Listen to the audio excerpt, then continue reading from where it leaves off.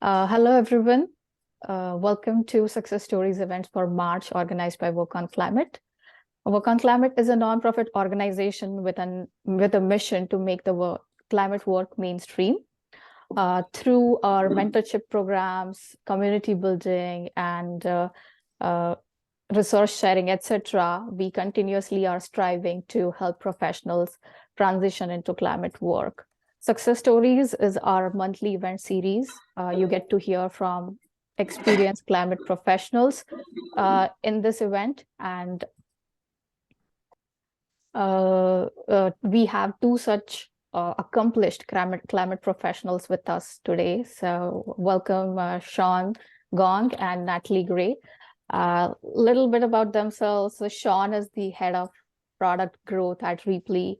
He focuses on data, growth marketing, product growth, and user psychology. Natalie is an executive business partner at Oracle Energy and Water. She has been recognized as an inspirational citizen by the Washington State. Wow. So welcome both of you. We are very happy to have you with us today and looking forward to our interaction. I have intentionally left out some pieces in your bio because I want you to talk a little bit about yourself, your current role, your company, and how your job is a climate job. So maybe we can start with Natalie. Sounds good. Hi, everybody. My name is Natalie Gray. I'm 29 years old. I'm based in Seattle, Washington, and I am an executive business partner at Oracle Energy and Water. Now, I'll clarify what that means because that can be vague. Most folks know Oracle as a large software company. That is absolutely true. It's the second largest to Microsoft in the world. There's about 120,000 people. About a third of that work is done in what are called global business units or units, industry-specific softwares. And within that, I'm nestled in energy and water, which is historically their utility business. Within that, my team, O-Power, which started up in Virginia as a startup in the early 2000s. My group uses utility data, informed AI, and behavioral science to influence how the public interacts with their utility, and in turn sets up the systems that we need to decarbonize the grid and to make energy more affordable. So for me, as an executive business partner, I'm the only individual contributor on their equivalent C-suite. What that means is that I get to fill in the gaps of what they need, set their agendas, and essentially project manage some leadership teams. So that's a quick bio on where I'm at right now. That's great. Shawn, would you like to go next? Yes, it's funny because Natalie just turned 29. That's the last time when I celebrate my birthday. So yeah, I'm from a different generation. So all right, so for me, I work at Ripley. It's a climate tech startup, and then our mission is to build a connected community with transformative technology where every workplace resource finds next use. So basically, it's about circular economy. We are accelerating from the linear economy to circular economy, promoting reuse. And then so far, we have enabled organizations to identify over 1 million unused items worth $23 million. Wow. And weighted 20 million pounds. So we prevent them from becoming waste in landfill, and then also avoided the embedded carbon from being released into the atmosphere for using new materials instead. And then, so particularly for myself, I focus on product growth, specifically increasing the user engagement and ultimately driving more reuses. Interesting. So when you were preparing for your job or like changing in your career, so were you exclusively like looking for any climate job, or what was the scenario like, Shawn?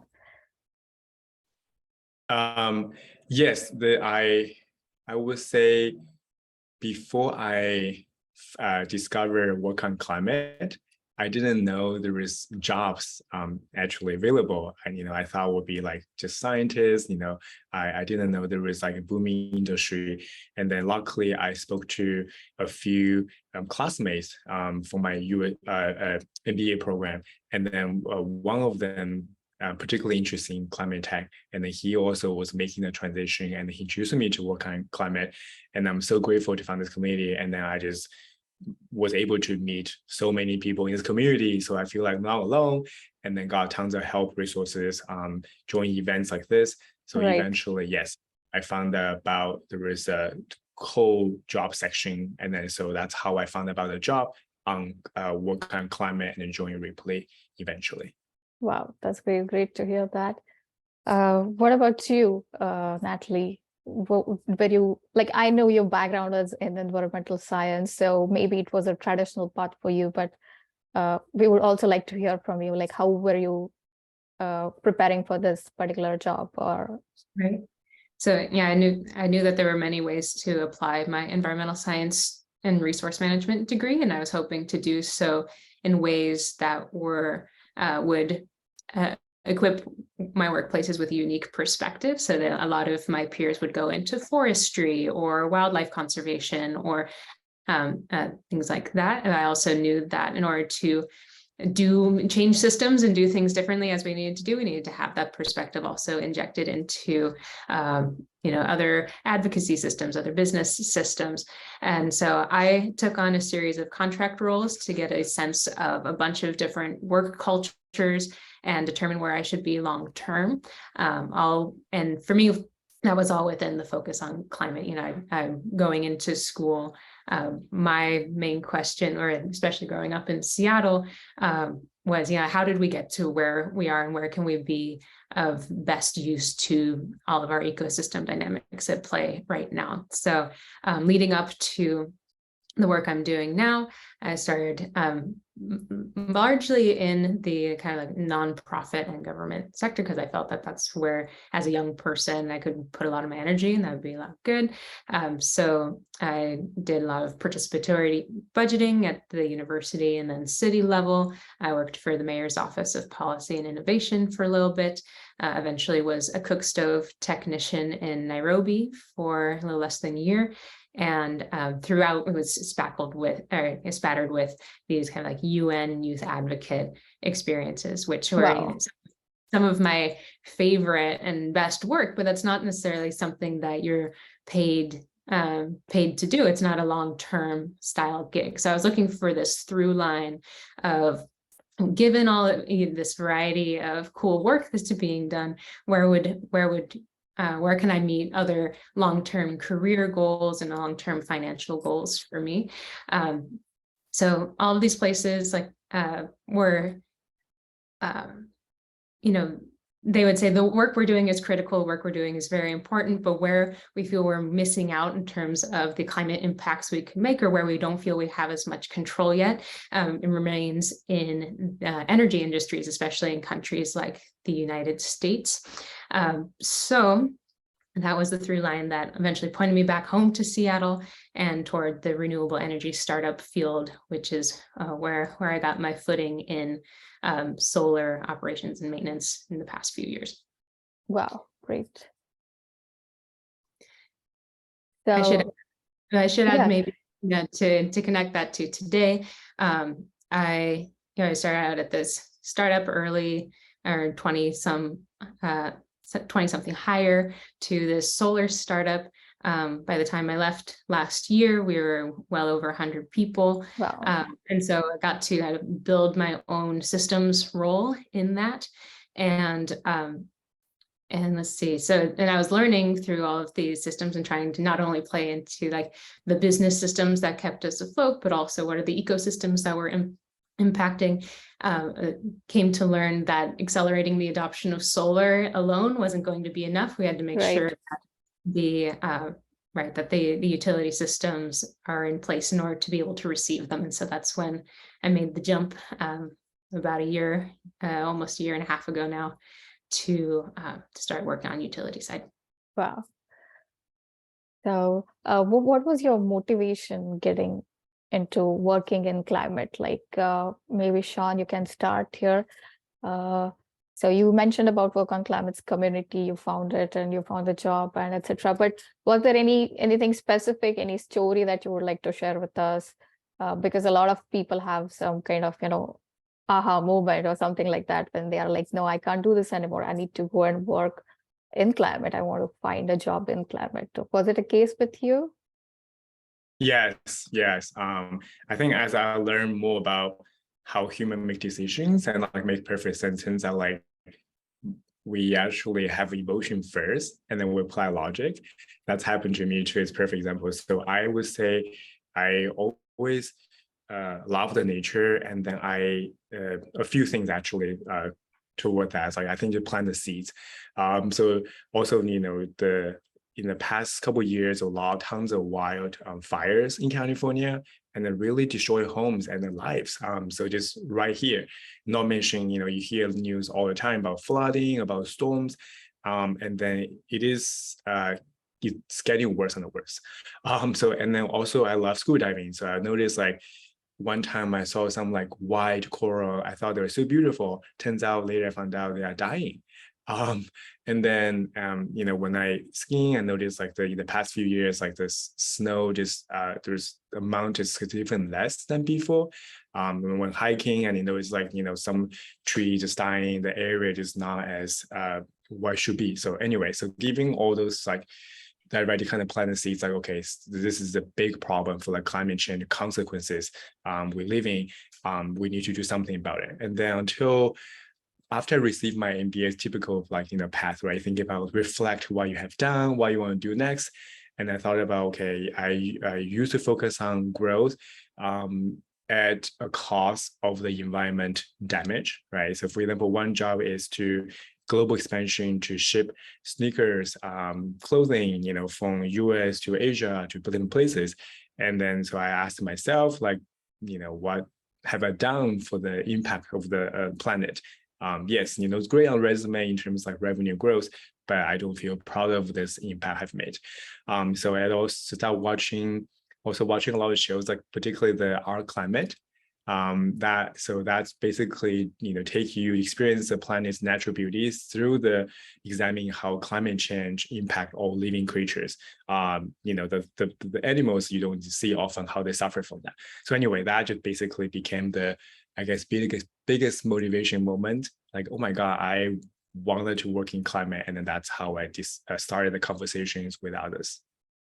Wow, that's really thoughtful, and I also resonated with you. Like all these wildfires, flooding, and these kind of events do trigger that thought in our mind that, okay, what can we do differently?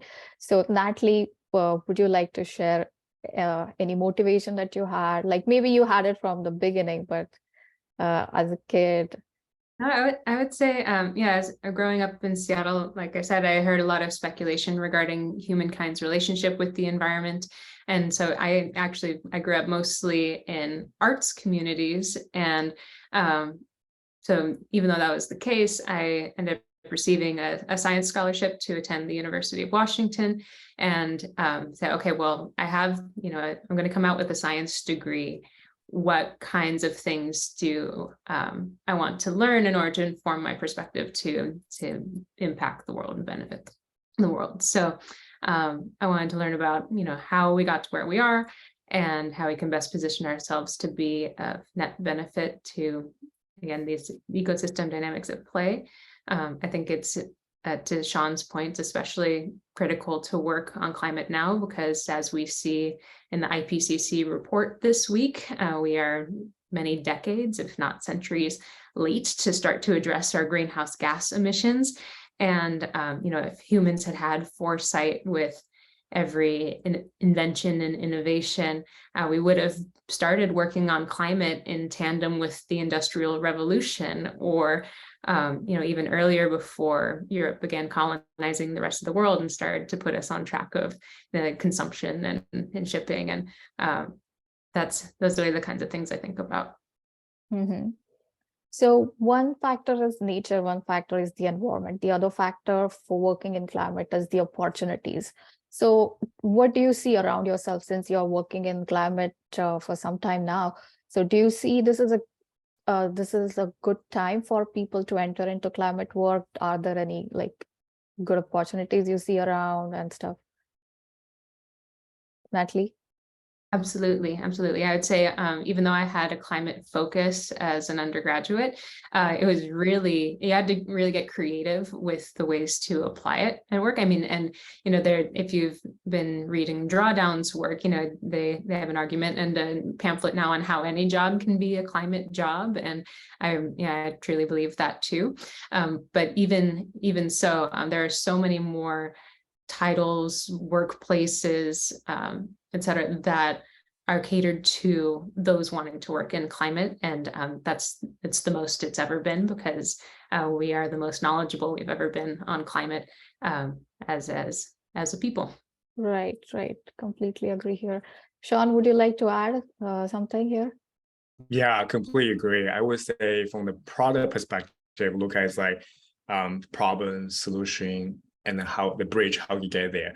So the problem, as we talk about this, our planet just cannot wait any longer. It's like a compound interest, right? Like snowball effect. It's gonna get worse and worse. If we don't address it, the problem will be too large for us to basically living with the consequences and it cannot really fully solve anymore.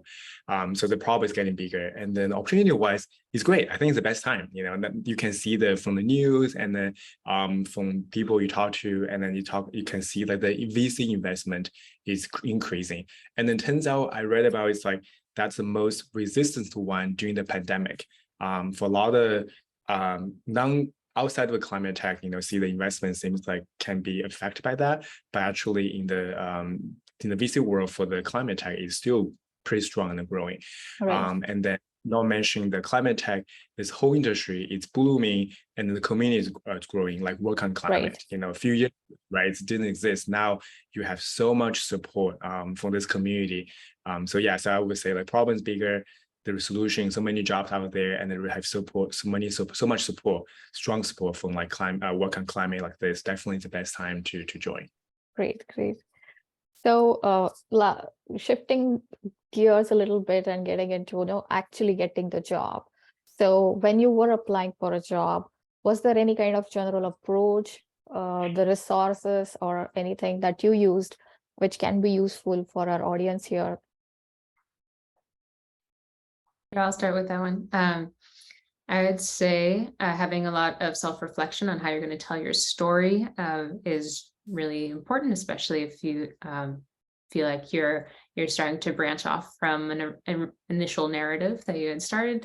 One of those tools that I use as one of the reflection pieces is a Japanese concept called Ikigai, or Ikigai. It is otherwise known as your reason for being. It's an intersection of four things. One is the intersection of it's what the world needs, what you're good at, what you can be paid for, and what you enjoy doing. And so if you can help to answer what each of those four things are for yourself, that helps to narrow down what kinds of things you like to look for. When it comes time to actually hop into doing making the connections and trying to get in, the easiest way to get into any place is to find a connection to refer you, and Work on Climate's extended network is a brilliant place to find those connections. If you don't have one, not only with Work on Climate, reaching out to a potential colleague via LinkedIn, or even starting under the radar, like chatting with an intern to get a sense of what work culture is like, and see if you can get a recommendation of who else to talk to. Those are the kinds of things that come to mind for getting your feet wet in a new job search. Excellent resources. Thank you, Natalie. Shawn, would you like to add any your resources or recommendations? I think I can maybe use an analogy as thinking about someone asking, "Oh, I'm new to hiking. Like, what do you recommend?"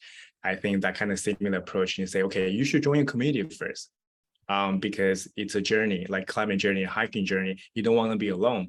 And then and then like human, we from the tribes, that's how we survive. We need people to support us. So I would say start with a community like work on climate like this, and then think about like getting more resources, read through some general instructions or introductions, so you have a better idea, kind of like hiking, like where areas exist in the climate tech, not just climate tech, basically in climate, what different industries, what kind of company there, what opportunities there, what you might be doing, so you kind of have a general understanding, and then you can go to very specific one, ask yourself like what sounds most interesting to me, and then you can start with that, and then based on that, you can join very specific groups from work on climate, and then you can talk to experts. That's a fantastic resources offered by the community, and then also talk to other members. So many people, they are on the same journey. Why don't you work with them together, and then also sign up some newsletters from different places, not just on climate, can be other, let's say climate VC. There is a few places I can share later too. They are also provided by Work on Climate community, is like you can get alerts about what's going on in this industry, investment, particularly job opportunities. So extremely helpful, because so you don't have to actively constantly go to LinkedIn or different places to look for. And also like Natalie share as well. So like, share on LinkedIn, because there are so many people who wanted to help you, but if they don't know, how can they help you? So share with the community, tell them what you're looking for, and then they might send you specific opportunities. And the last thing is just attend meetups. I cannot emphasize how important those in-person networking are. Through my career, most of my job, I came from networking. So it's very important to build that relationship and trust and the community from that. And last one, I would say find two things to recommend. One is find a buddy on the journey. I know it's great to have an entire community, but sometimes you might need someone who work with you closer, and then to share the progress, so can motivate you, to help you for the challenging experience. And second one is volunteer, like you are doing. That's a climate job. So thank you for this hiking analogy. You really simplified for the audience how to actually approach the area with where you have so many unknowns and you don't know whether you'll be able to get there or get the job. So thank you for that. And I just want to add a plug-in here. We have at Work on Climate started in-person meetups. We had a couple of them in San Francisco. So please be on the lookout if you would like to join them in person. And moving on to like the next question again is we hear so much about climate jobs, but sometimes we also hear about some misconceptions. Some people have maybe incomplete information there, and that when you're about to make that move, right, you think twice. Okay, is this the right place to go to? So did you hear of any such misconceptions while your journey in climate, and would you like to share it with our audience today? Shawn, you can start maybe. Shawn, All right. I think at the beginning of my climate journey, I noticed so many people kind of stuck into this idea. Basically, they want to figure out which industry is the most impactful one, and there's like laser focus on only for that one. But the problem for that is like you might not have experience required. Certain industry require more experience based on the job too. And the second one is they might not have a job in that area. So I think just basically don't, it's kind of hiking too, right? Like eventually you want to climb the wonderful trails with the most beautiful views, and then by maybe it's too crowded, maybe it's closed because snow, whatever reasons. So I think similar to this approach, like there is so many more than one solution industry. So don't be too hard on yourself to like stuck with the one, but explore other ones as well. And then another one is ideally, of course, you want to work in climate for full time, but you don't have to do that from the, as basically the first angle. It's a journey, it's not from point A to point B. It's not that easy. If just, you have a goal, you have to achieve it. It can be like a volunteer, it can be part-time. Anything contribute to the community, to the climate is considered as a climate job. So take your time to get there. It's enjoying your journey. Very true. Natalie? I wouldn't say I encountered too many, but maybe it's just because I was in the thick of it. I would say, yeah, I want to start by echoing Shawn and say that, don't limit yourself based on, I know agriculture is going to be my thing, or because it turns out that like some of the biggest impacts could also be in like HVAC and home insulation, or, there are things that don't necessarily come to mind at first, but say if you look at a resource like Drawdown, there's a group that looked at like the 100 most impactful ways to draw greenhouse gas emissions from our climate. There are, again, hundreds and hundreds of ways that you can make beneficial work. And that's kind of the spice of life of it, is that there are many ways to contribute. So I'd say when I was prompted with this question, my first thought went to like, there's always a nugget of truth in any rumor, because that perspective is true to the one who reported it out. But at the same time, my advice is, in any work environment, any new situation, and always give yourself and your new place every opportunity to live up to and to exceed your expectations. And if you do so, they often do. So you set the tone for your experience, no matter where you're going. So kind of have some patience, don't jump to conclusions immediately, kind of thing. Yeah. So moving on to the next question, maybe it's more applicable to Shawn, but Natalie, if you have anything to say, please jump in you as well. So Shawn, you have worked in the non-climate industry before and working in Reaply now. So what commonalities as well as like differences do you see from your previous jobs and this job?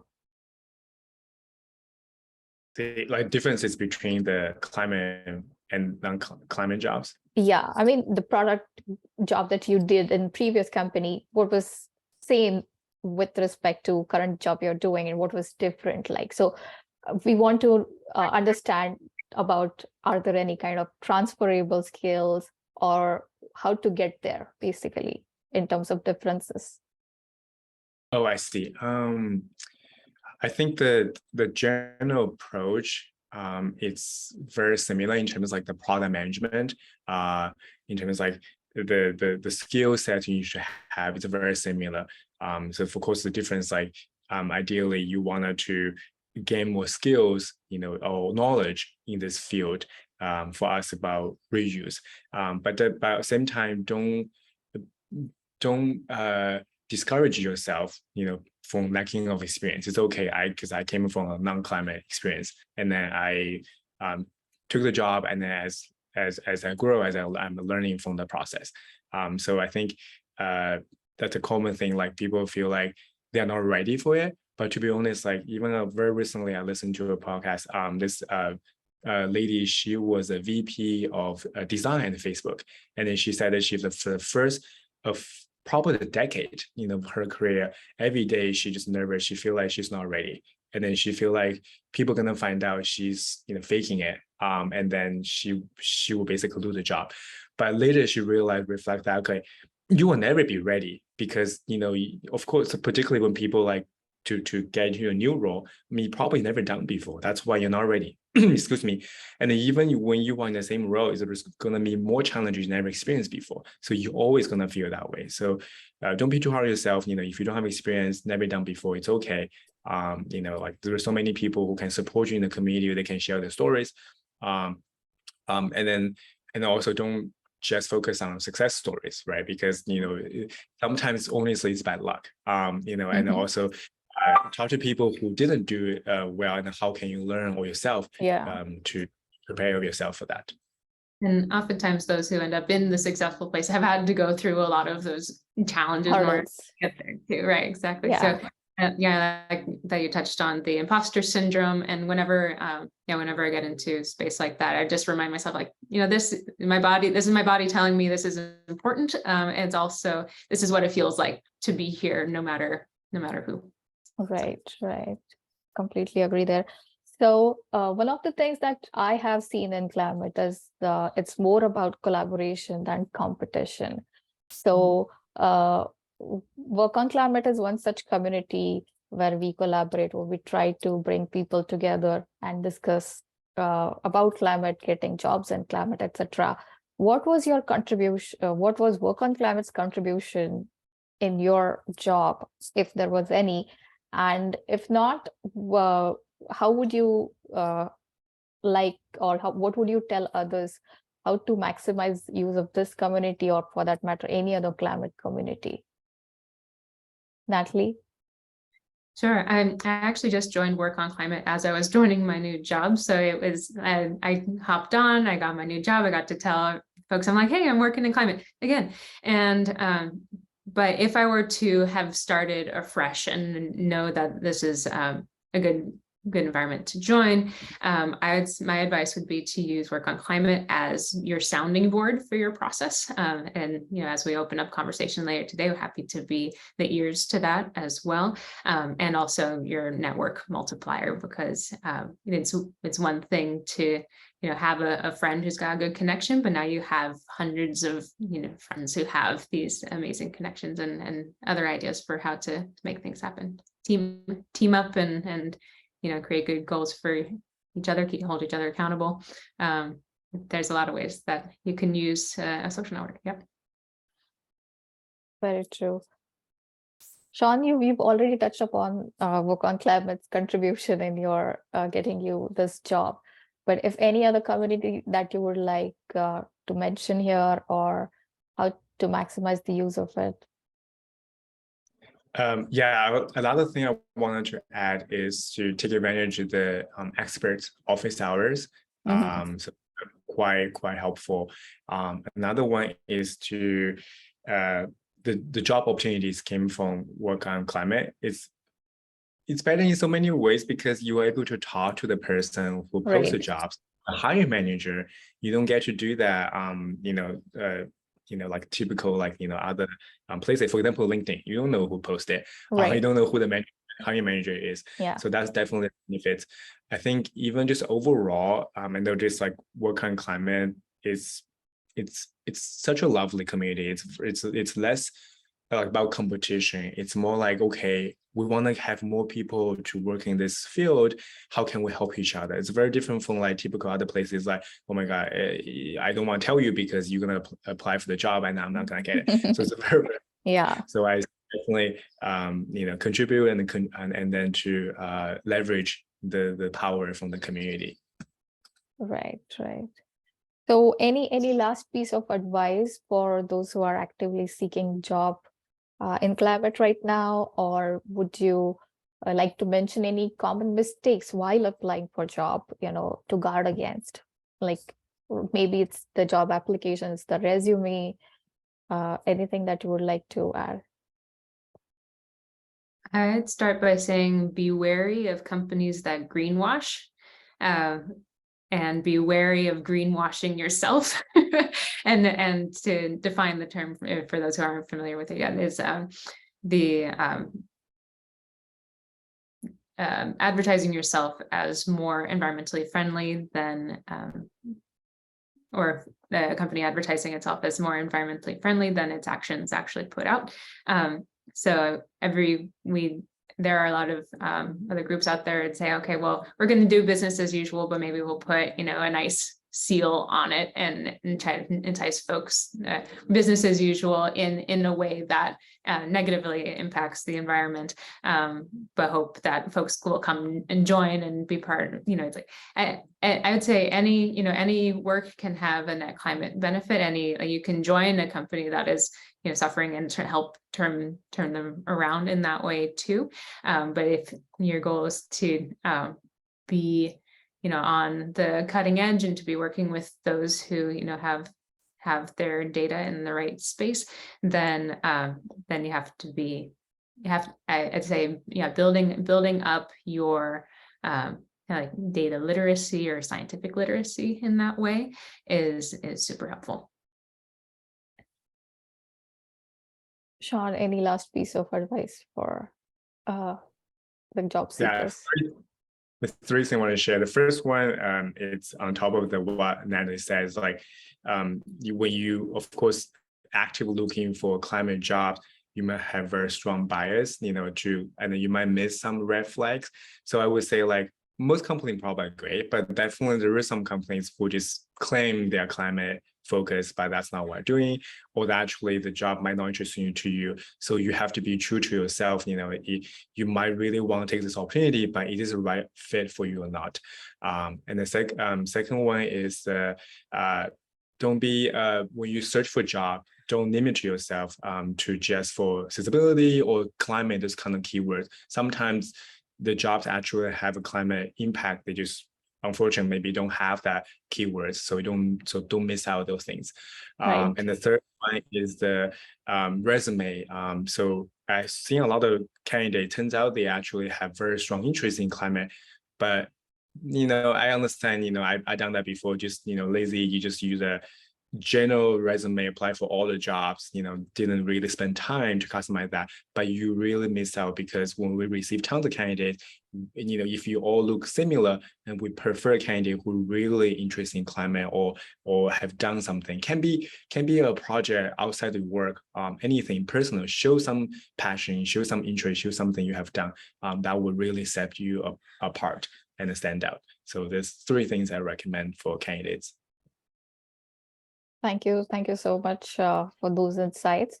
And we got to talk to like two very accomplished climate professionals here. So we would like to know if your company is hiring, any chances of working with you two in Repley or at Oracle Energy and Water. Oracle is trying not to be one of the large tech companies that are letting go people right now. So we are currently on a hiring freeze, unfortunately. Oh. But should there be anything, I'd say I also have connections in the solar industry. In particular, there's a group called Omnidian that I would highly recommend. I see a question about solar companies. I could go on for a long time about solar companies. But I'd say Omnidian is a great group that I can help. I have good connections there as well. Now it could be my space to recommend for now. I'll put it in the chat. Go ahead, Shawn.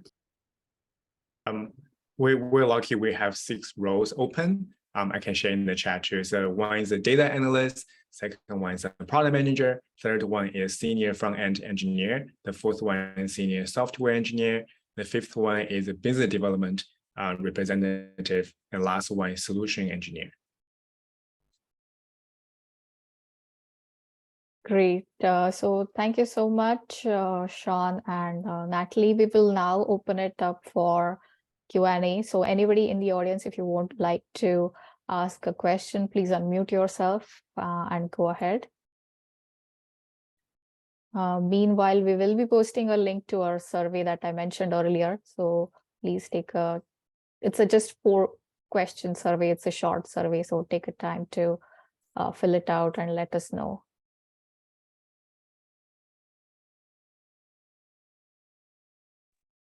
Hi, Shawn. Hi, Natalie. Nice to meet you both. And hi, everyone on the call. I added a question in here, and I apologize if my video is a little choppy. My internet's coming in and out. But yeah, I'm curious. I'm curious about your experiences now that you've been in the climate space. Shawn, I guess specifically for you, having pivoted from a non-climate job to a climate role. When you do hire someone outside of maybe a direct professional experience into your organization for either of you, what are some of those qualities or those skills or those, professional experiences that you look for that, set them apart, maybe even from people within, the climate industry that you're hiring for? I think that, for some of us, maybe this is a new journey. Some of us are in the throes of the interviews, and I'm just curious, like what we can learn from people who have sort of made that jump successfully at either of your organizations.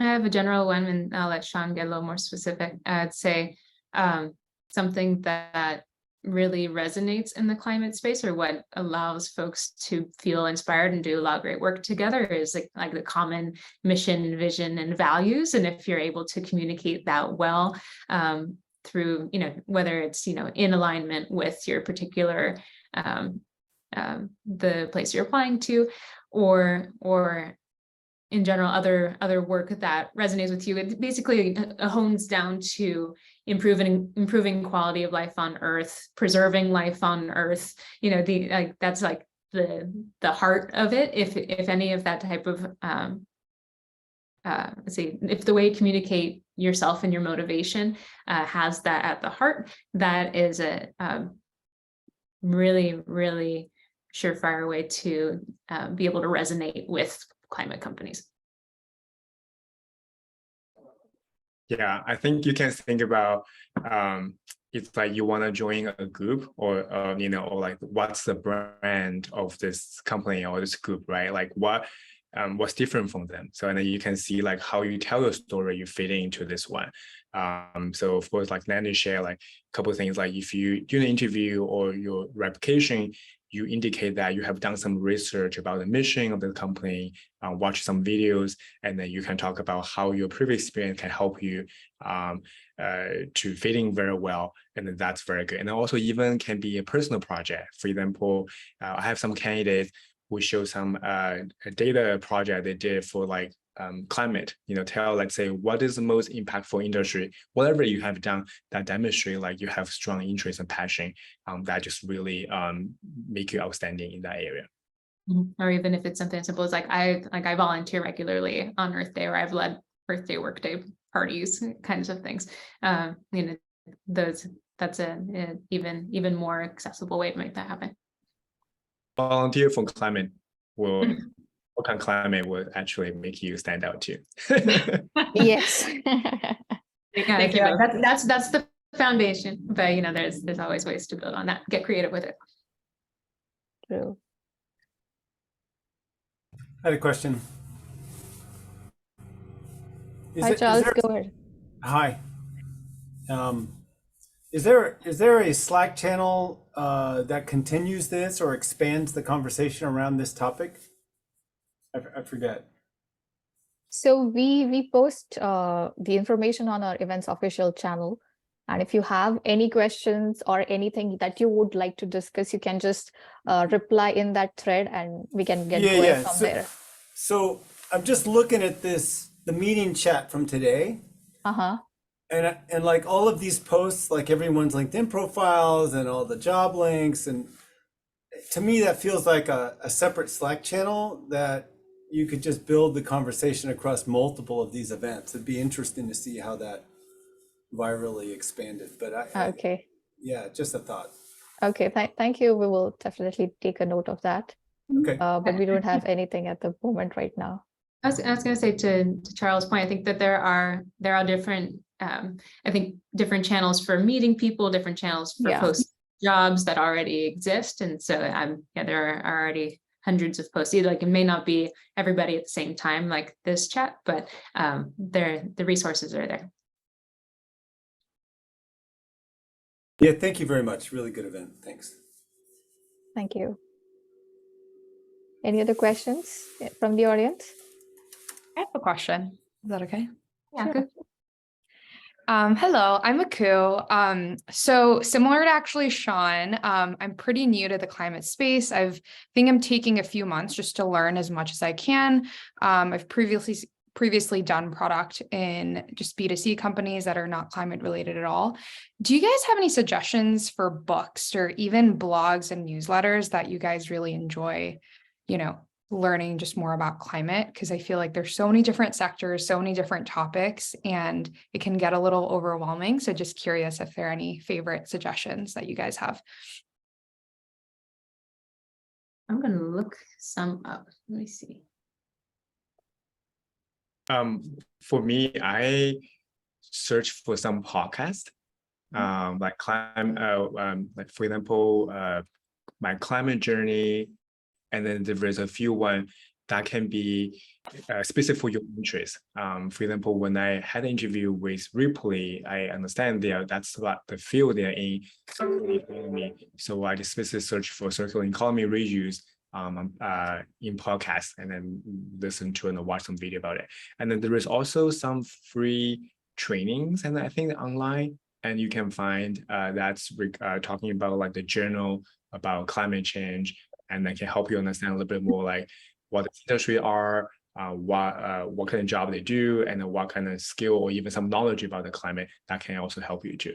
But particularly for you, you don't need to worry about too much, because honestly, when we hire people, having this climate background knowledge is a bonus, but it's not required.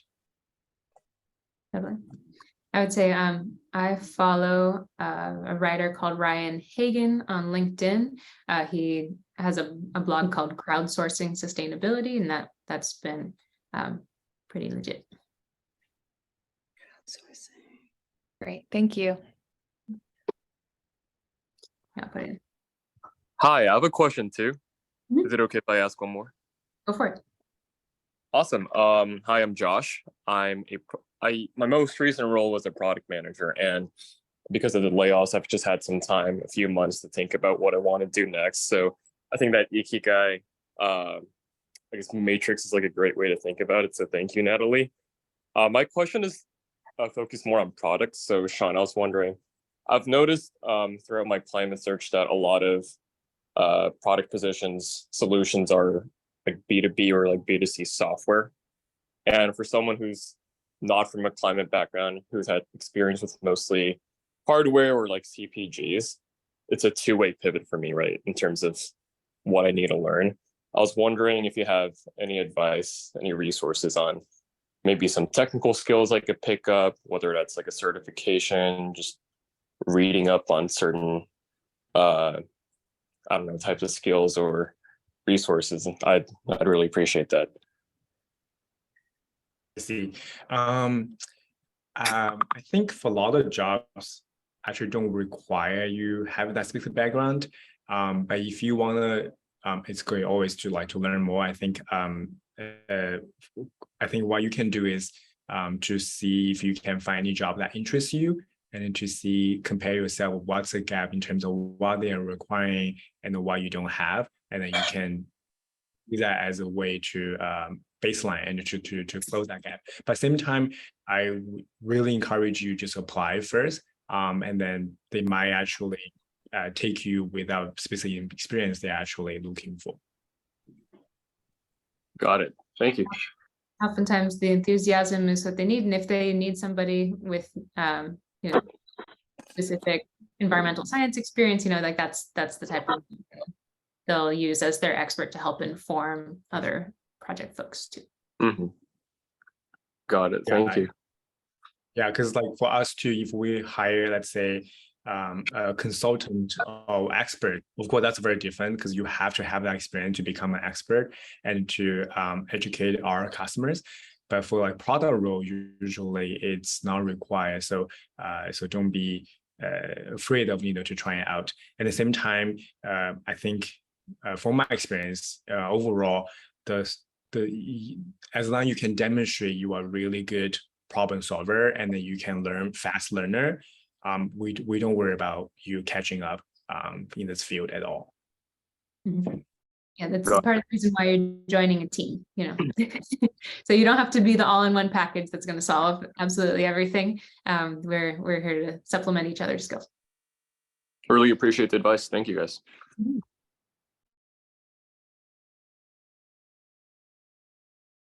Do we have any more questions?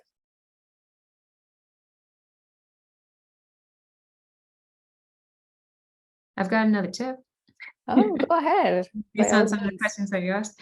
Yeah, I'd say as you're progressing into climate work, some of the mindset that help you get synced up and ready for that is just to be cognizant of how resources move as a result of your life. I'm sure Shawn and Ripley would echo that. And as you recognize what's I say resources very generally, whether it be how you spend your own energy on your work, what's your work-life balance, or how do you use water, how do you drive your vehicle, things like that. So as you learn more about that and observe that in your own life to be efficient and intentional with them, I encourage you to go out and vote. I encourage you to, and last but not least, tip and recommendation is to move your investments to a place like Carbon Collective, which is essentially a vanguard without fossil fuels. I think that's one of my favorite finds of the past year. Thank you so much for sharing that. We had Brian Murphy from Carbon Collective join us a couple of months back. He was on Success Stories. So Awesome. yeah. So I'd like to conclude this session by thanking Shawn and Natalie. Thank you for being here. It was wonderful chatting with you, and I'm sure everybody in the audience had gotten a lot of information out of this conversation. Thank you for your help, all the advice and your time. And you must have seen the chat, so I'm very happy to see that people enjoyed and they had this good event. So thank you. May I share like something very quickly in 30 seconds? Sure. So I think hopefully that can inspire you. So long story short, when I applied for Ripley, I actually applied for the VP product, but the Ripley ended up picking another person who has more experience, particularly in, because I came from like non-climate background. So that person has done for many years, but eventually, because I have impressed the company, they create a new position for me. So I'm trying to say like the responsibilities I want you to try out, and then don't be discouraged, if you get rejected. And then we have candidate like that, they ask for feedback and then they will give another opportunity. So be creative, just be bold. At the same time, doesn't mean that works well every single time. So don't be discouraged. Sure. Thank you. So thank you, everybody in the audience. Thank you for this last bit of advice, Shawn, again. And I would like to remind you that we had posted the survey in the chat. So I'm going to keep this meeting going on for a bit, and you can refer to that link and send us your responses. And thank you once again, Natalie, Shawn, for joining. Thank you, everybody in the audience, and have a wonderful day. Thank you.